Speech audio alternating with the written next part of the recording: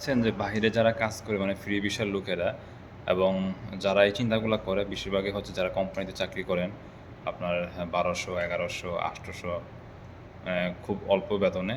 তো অনেকে ভাবেন যে বাহিরে তো কাজ করে মাসে ৩,০০০, ৪,০০০, ৫,০০০, ৬,০০০ রিয়াল কামায়। ভাই দেখেন যেরকম তার ইনকাম আছে তার এরকম খরচ আছে। এখানে দেখেন আপনার যে কোম্পানিতে আপনি আছেন আপনার কোনো টেনশন নাই। আপনার বছরে কামার কোনো টেনশন নাই, আপনার থাকার কোনো টেনশন নাই, আপনার খানার জন্য টাকা দিচ্ছে কোম্পানি, তারপর আপনার দেশে যাওয়ার জন্য আপ ডাউন টিকিট সব কিছু কিন্তু ফেসিলিটি আপনি কোম্পানি থেকে পাচ্ছেন।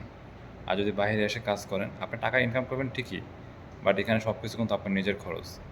এখানে আপনার রুম ভাড়া দিতে হবে আপনার নিজের টাকা, ঠিক আছে? তারপর আপনার খানা খরচ, তারপরে বছরে বছর আপনার কফিলের ফায়দা, ঠিক আছে? যে আকামা বানানোর যে খরচ, তারপর কাজ না থাকলে তারপর যে রুমে এসে বসে থাকতে হয়, কতদিন বসে থাকতে হয়, নির্দিষ্ট কোনো ট্রিয়া নাই, ঠিক আছে? ফ্রি ভিসার লোকরা দেখা গেছে আপনার ৬-৭ মাস কাজ করে আবার বইসা থাকে, আবার ২ মাস ৩ মাস বসে থাকা লাগে, তারপর আবার কাজ খুঁজে বের করতে হয়।